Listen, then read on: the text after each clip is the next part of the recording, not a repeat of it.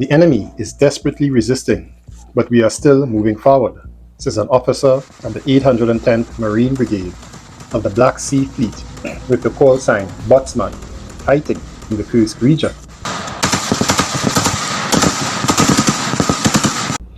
Now we are clearing one of the settlements. We are conducting reconnaissance and search operations in the village itself and the nearest forest plantations. There are still a few enemy units and single soldiers there. Despite enormous efforts, the armed forces of Ukraine cannot keep the occupied territories under control. All reinforcements that come here are destroyed. It's only a matter of time, he told Russian media in an interview published this morning. Now, for the second week straight, fighting on the front lines has slowed down, with less overall movement on the map. Ukraine continues to claim that the Russian advance is losing steam. More than half of the clashes happened near Pokrovsk, where Ukrainian forces are struggling to hold the line, resisting Russian attacks and attempting to launch counterstrikes of their own. In January, Ukrainian media reported that the Russian forces captured 326 square kilometers of Ukrainian territory, the smallest figure in the last 6 months, they say. Despite the slowdown in Russian troop advances, they still continue to liberate key villages in the Donbass. Meanwhile, in Kursk, the Russian armed forces continue assault operations near the village of Verdlikovo in the Kursk region. This was reported by military blogger Yuri Podolyaka. According to his information, Russian troops are trying to take control of the settlement, despite the general stabilization at the section along the borders of the Malaya-Lochnia rivers. In his Telegram channel, Podolyaka noted that the soldiers of the Russian armed forces managed to storm the village from two sides at once, thanks to occupied landings. Another direction in which active hostilities continue, according to the blogger, was the area of the village of Kurilovka, located south of Sudza. He expressed hope that the fighting in this area would end successfully for the Russian troops.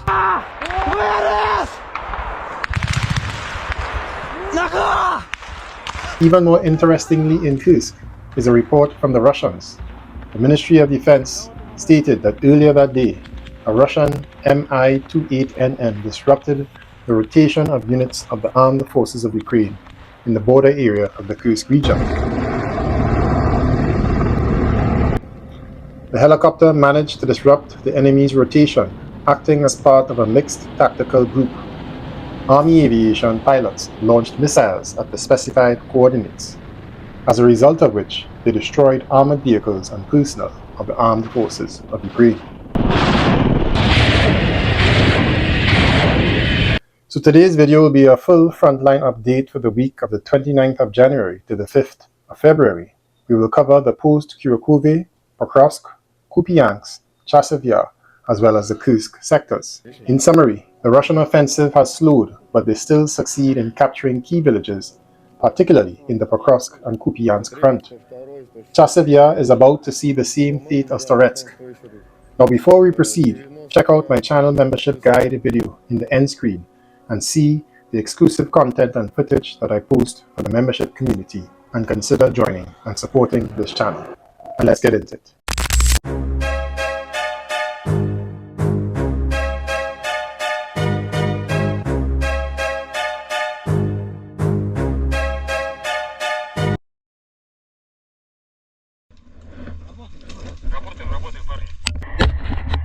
After the occupation of Velika Novoselka, the Russians have not advanced much further past the town, where they are engaged by Ukrainian artillery.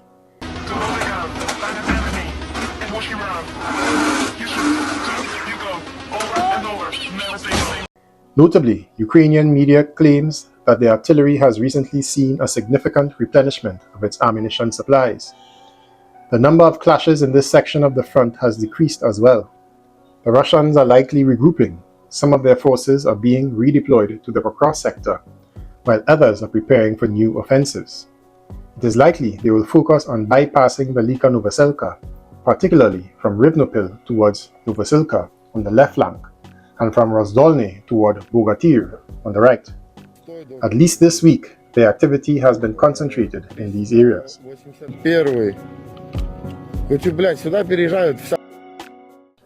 For several weeks, intense battles raged over the village of Dachne on the eastern edge of the post-Kursk sector. Russian troops are gradually advancing toward the village from the east and south and have already taken control of its northern part. However, the Ukrainian armed forces are holding the front line along one of the tributaries of the Suky Yali River, ensuring that the defenders of Dachne remain relatively secure and are not at risk of encirclement. They have a stable supply route from Ulakli and an evacuation corridor. However, just today, new reports say that the Russians have made more progress and are bypassing the village from their positions in a tree line to the south.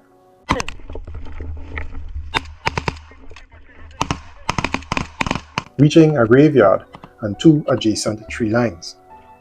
Russian forces also moved north along the road towards the southwestern part of Dachne, as well as along the parallel tree line, where sappers set up a mine trap, suggesting an increased gray zone.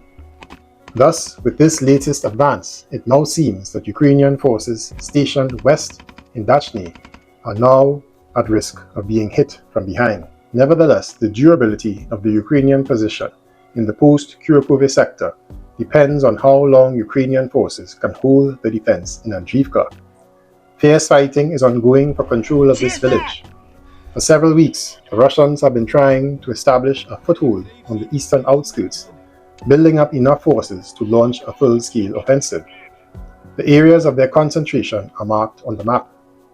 However, Ukrainian media claims that the Ukrainian defense forces still control almost the entire village and maintain fire control over a large area beyond it. They claim that the Russians are attempting to bypass the village from the north. In fact, as of today, various mappers, including pro-Ukrainian ones, say that the Russians have advanced west to new positions in the forest plantation and houses at the bottom of the hill, while taking up new positions in the residential area to the south. As a result, Suryak Maps confirms that most of the village, or around 70%, is now under Russian control. The Russians also cut off the road near Petropavlivka, and this week they managed to advance further west to the village of Srebrini after occupying Novo Andriivka. On a neighboring section of the front, the Russians have been attempting for the third week to break through from Novo Elizavetovka to Nadivka, achieving only minor progress. The sector near Srebrini and Nadivka now functions as a battering ram, which the Russians are using to push westward toward the Dnipro region and Novopavlivka. The further they advance, the harder it will be for the Ukrainian forces to maintain strongholds near Andriivka and Constantinople. At the same time, Russian forces are strengthening their flank in the push toward Pokrovsk. And it is Pokrovsk that remains the center stage of the Russian offensive.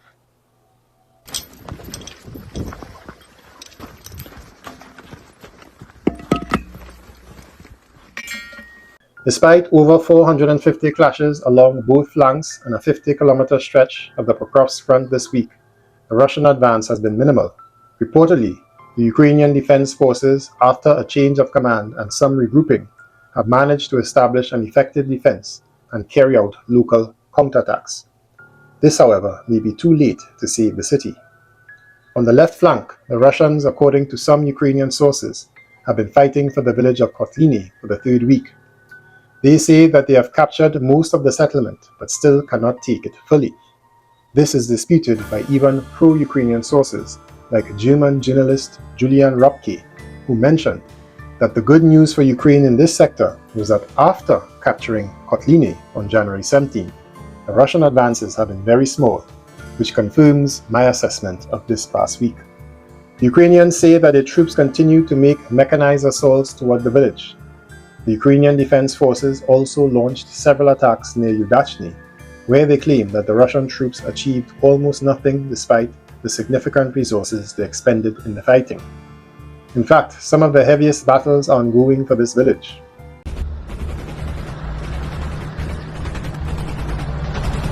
Ukraine has launched a series of counterattacks after being pushed back in the south, potentially increasing the gray zone there. Nevertheless, the Russians intend to advance toward cutting off the Pokrovsk-Pavlohgrad route via the shortest path. They are now only 4.5 kilometers away from severing this key logistical artery and completing the encirclement of the city from the west. The entire front section from Kotliny to the right bank near Vozdivizhenka remains fairly stable. Near the fully occupied Vozdivizhenka, the Russians continue their attempts to break through to another key route, the Pokrovsk-Konstantinivka road.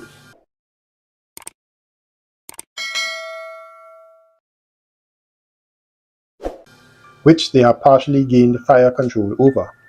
They are now about 1 kilometer away from the route, but they cannot advance directly, or so the Ukrainians claim, so they aim to expand the front line.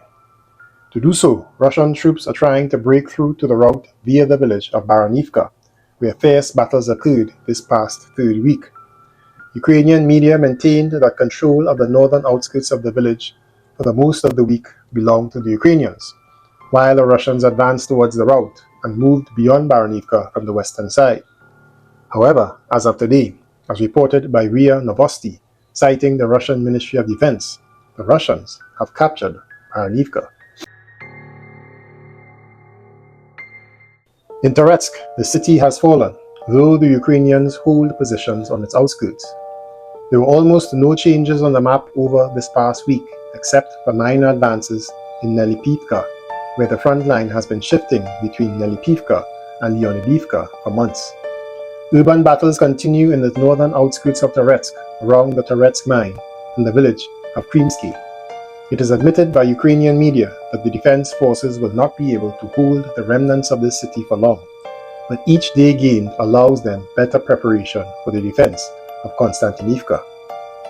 In Chasiv Yar, the situation is quite similar. The Russians are gradually pushing Ukrainian defenders out of the city.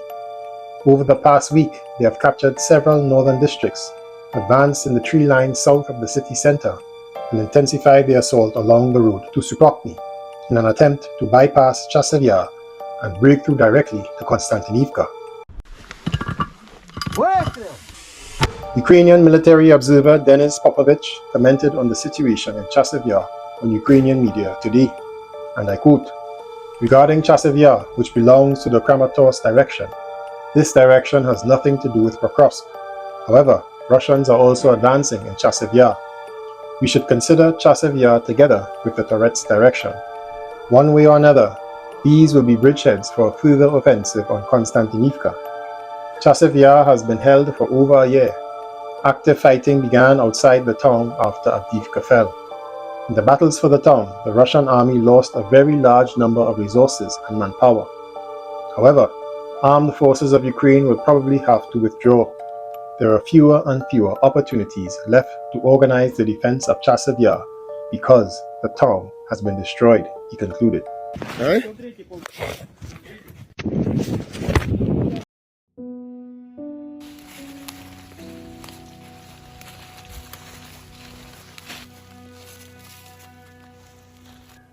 Meanwhile, further north, a crisis continues in the north of Kupyansk.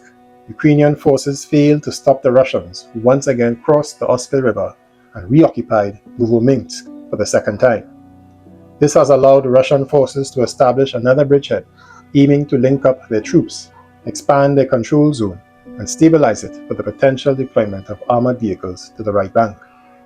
At the same time, this past week, Ukrainian media continued to maintain that the Ukrainian armed forces were able to hold part of Varichna and have prevented Russian forces from occupying the village of Zakhidny. This, however, is disputed, as Russian sources claim that the village of Varichna was captured since January 28. Moreover, Russian media RIA Novosti reported today that the Russian armed forces are clearing the village of Varichna from the armed forces of Ukraine. Vitaly Ganchev, the head of the Russian administration of the Kharkiv region, told RIA Novosti. In quotations, there are positive changes on the Kupyansk section of the front. Our troops have liberated quite a lot of settlements recently. One of them, the biggest, is Varichna. Currently, activities are being carried out there to clear this territory from the Nazis, the interlocutor of the agency said. The Russians have also advanced southward toward Kupyansk, capturing over 3 kilometers and reaching Kindrashivka, the largest village before Kupyansk, where the main battle will soon take place. The Russians are now just 5 kilometers from Kupyansk, but their progress is expected to slow as they approach fortified Ukrainian positions. Currently, there is no direct threat to Kupyansk as long as Russian forces fail to establish another bridgehead south of the city. So far, their attempts to cross the Oskil River near Krylyakivka and Zenkove have been unsuccessful, while Ukrainian forces continue to hold defensive positions in Kolesnivka and Zarizove, preventing Russian troops from expanding control along the riverbank. Nevertheless, the Russians are showing serious intentions toward Kupyansk and potentially a larger portion of the Kharkiv region, which could become a priority in 2025.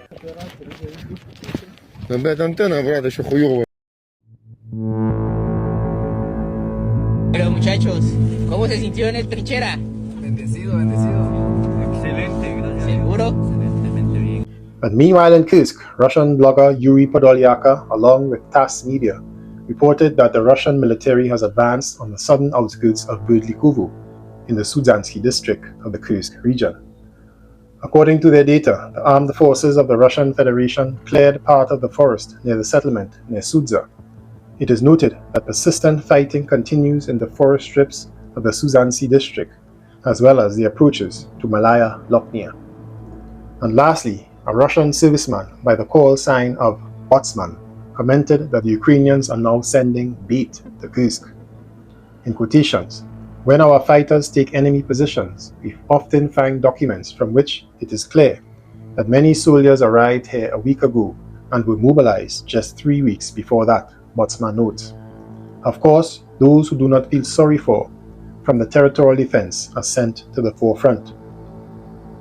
The task, the Marine explains, is to be a bait, to cause fire on themselves during the next assault.